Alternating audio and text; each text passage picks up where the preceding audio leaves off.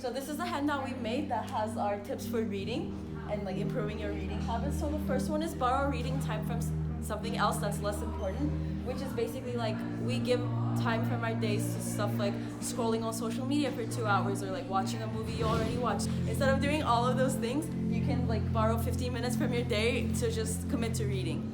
So if you say like, oh, I don't have any time in my day, the second thing we recommend is commit to reading before bed or when traveling. So basically like when you're traveling on a plane or a bus or like when you're using the TTC, you're basically doing nothing. So if you just take a book with you, then you can read the book on your way. Or before going to bed, you're like not doing anything. Before going to bed, you're literally just gonna sleep. So like if you take 10 minutes every day before going to bed to read, that will improve your reading habits.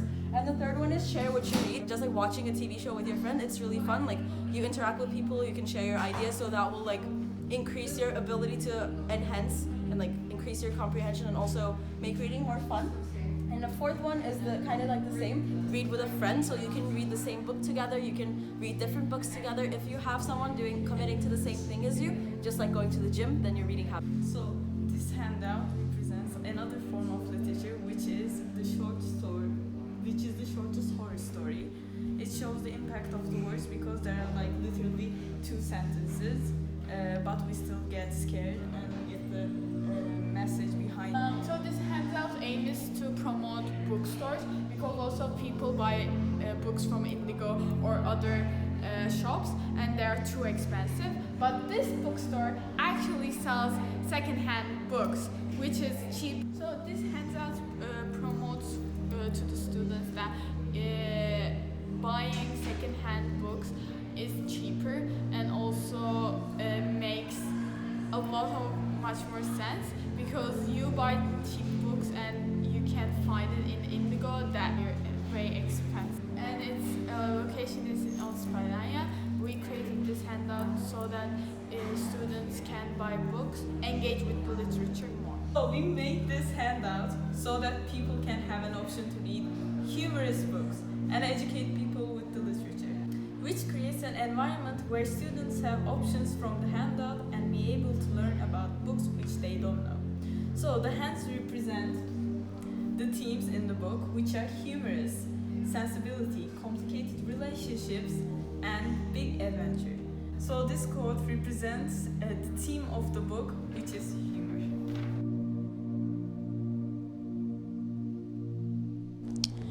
This grass field is in front of the school, so we come every lunch break to read because it's close and the fresh air helps us to cleanse from all the hard work that we put into literature, so it's easier for us to be somewhere where it's calm and quiet because it helps us to be more encouraged and focused on reading. The daylight and being outdoors helps us to be more motivated while reading. And since we are all together, we also have fun so we don't get bored while reading. And the natural light from the sun also prevents your eyes from getting tired quickly. So, the book nook that I have in my house is definitely my balcony. I love this place because I can be in the comfort of my own home while still feeling outside. If you have a balcony or a big window you can sit next to, I highly recommend taking a book and reading it there. It provides a very calm environment that allows you to breathe in fresh air and still focus on what you're reading. Right now, I'm reading Hitchhiker's Guide to the Galaxy by Douglas Adams, and I love looking up at the stars while I read it because it makes me feel more connected to the book. I also customize my balcony by adding plants and sun chairs to capture the environment of being outside even more, but everything is still adjusted to my own comfort, which is the main thing you need to have in a nice book nook. So, this is my reading area. Every day before I go to sleep, I come here and read my book as much as possible. This particular area helps me to focus more because, first of all, I'm not in my bed and the lighting keeps me not to sleep. The incense keeps me more focused because of the fume, and the water basically keeps me hydrated. This is definitely a comfortable space because if I'm not comfortable, I would read maximum 10 pages, then I go to sleep. But if I'm in a comfortable place, I would definitely read about 40 to 50 pages. So it encourages me to read more. The benefits of this particular area is that it encourages me to read. I'm more comfortable and safe in this environment because I would start to read at 11 o'clock, and it definitely I wouldn't definitely want to be outside reading because it's not safe.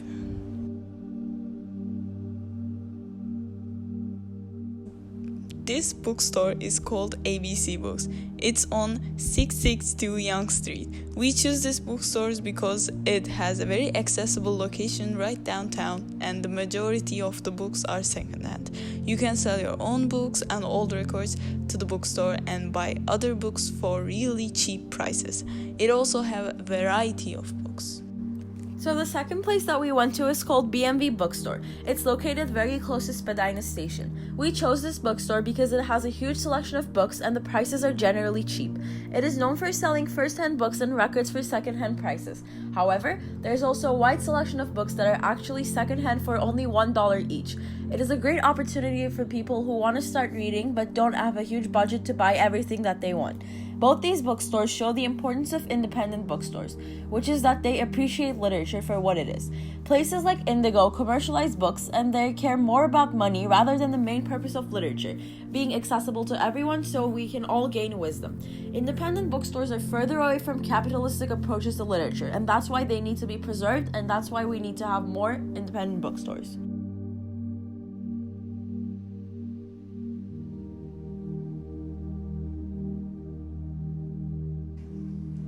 Why would they be useless? It's a way to tell a story. There's lots of ways to tell a story. It's one way to tell a story. It's one way to get information across to another person. I don't think that's useless. I think books are important. I think books are a form of education, and I don't think they'll ever be useless. A lot of people say that print books are dying, but that's not necessarily the case, especially if you look at it from like a publishing standpoint. I don't think books in like literature and everything else is going away completely. So. No. I think that you do gain knowledge and different perspectives through reading, but just because you don't do reading doesn't mean that you're good in something else. No, I think they are more educated, potentially. They have a better vocabulary, they know how stories work, but just because you don't read does not make you a worse person. Not necessarily, but it's like smart. You get to know some more information. No, I feel like there's a lot you can gain from reading books. Like there's a level of intelligence you can get from reading books, but like I don't think any lesser of somebody who doesn't read.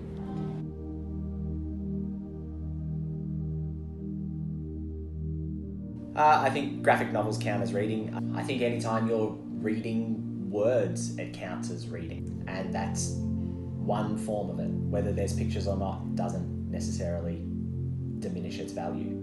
I think in terms of like what we read in the classroom, a lot of times we don't think of graphic novels in terms of like classic literature, although Maus, which is like a graphic novel about Nazi Germany and that kind of stuff, that definitely is its own work of literature. Just do it more. Find something that's interesting and doesn't, like from my point of view, it makes absolutely no difference what you're reading as long as you're interested. Finding books, getting past the I don't want to touch my book stage and like actually underlining and highlighting makes it, because you're engaging with it, I think. I feel like just pushing yourself to do it. Like I feel like I could be a great reader if I just wasn't lazy about it and like took time out of my day to do it. I think it's different. Traveling allows you to experience things firsthand and like discover things yourself, and just you're in the position of like exploring and stuff. Whereas when you read from books, you're kind of putting yourself into someone's shoes and you're reading about their experience rather than your own experience. So I think both of them give out different like both of them are good and both of them are different. So I don't think we should compare them because they're different. Oh gosh, experience is really important, but I think when you're younger, reading is traveling in some ways. I think now you can't sit in a room alone and read, so when you're younger, reading. When you're older, I think probably traveling, like adding to your reading stuff, adding travel to that is important. I feel like you know more about different things depending on the person. Like traveling, you experience it firsthand, and that's how you learn. Well, as reading, you can learn about the same places, but it's like it's kind of up to your own interpretation. Like it's more fact-based, I guess, whereas like traveling, you kind of get to experience it at your own rate. I mean, I think I would personally rather travel than read about a place.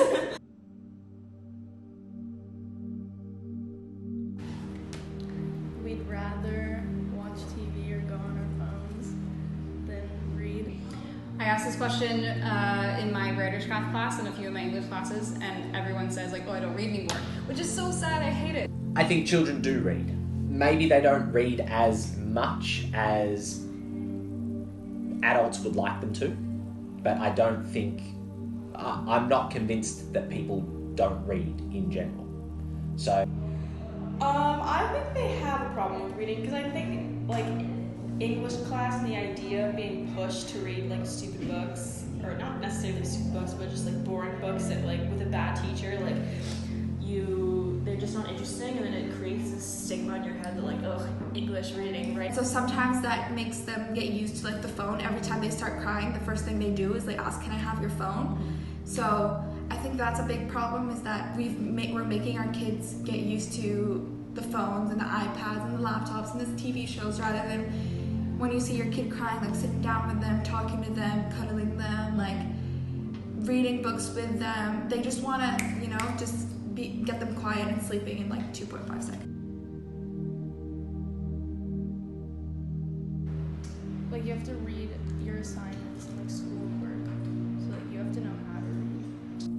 I think it's essential that we read because there's no way that we could live as many experiences as we could read about. I think reading is the way to help you get more serious thinking, get creative thinking, help you to build your narratives and the way you think, the way you operate your mind. So I think, yeah, that's very important. Different genres will evoke different emotions. So like sometimes I would be in the mood to read a book about physics or chemistry, but that's a completely different thing to reading a book about or an action thriller. Certain genres I like better than others, but I normally, if it's a good story, that's kind of what I'm looking for, of like playing with cliches and doing all that other stuff. Well, what I'm reading now is a legal thriller, and the book that I just finished is also a thriller by the same author. Currently reading a book called Educated. Oh, last time I read a book was Never Let Me Go in last term with Ms. Orsag. And I finished Giovanni's Room like 2 days ago, and now I'm reading The Hate U Give, so pretty recently.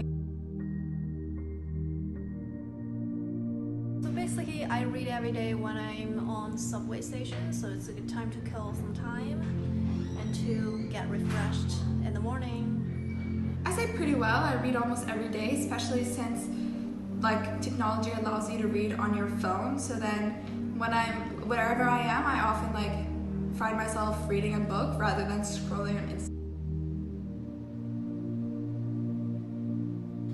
Literature is a reflection of humanity. In a world so surrounded by technology and hatred, words help us to turn back to our original self and give us an escape from reality, something we all need in 2009. Literature or any form of reading is general, boosts a person's imagination. Imagination is the primary feeling that makes us question and create. Society is a way that it's now because of everything we created. In 2019, technology and politics tell us the way we should be thinking, and the causes of slowly lose our imagination. And imagination and lit develops us as a society. Literature is the only way to live other people's experiences. 2019 is one of the most progressive but also the most discriminating time periods ever. Discrimination happens because people fail to empathize with each other, and literature provides a new perspective to certain issues while also educating people on them. Through books like Giovanni's Room, the one Zena and Sapphire talked about, we can understand the struggles of a community even if we're not part of it. ISU is different than a book report or an essay because it actually involves engaging with your community rather than doing only research.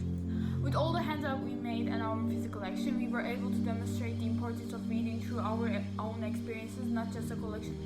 The best way to teach something is showing it yourself, so throughout the video creation, we were able to explore different parts of our community and tell our own story for a good purpose, encouraging reading. We realized the importance of reading once more. For example, while we were doing the interviews, we saw that reading had a different value in everyone's eyes. Engaging our community in our work helps us in an English class because we get to hear other people's opinions and actually have discussions as opposed to blind reading. Filming the independent bookstores and book nooks, we realized that there were a lot of literary works we always added to our reading list, but never actually got around to read them. We have a common problem.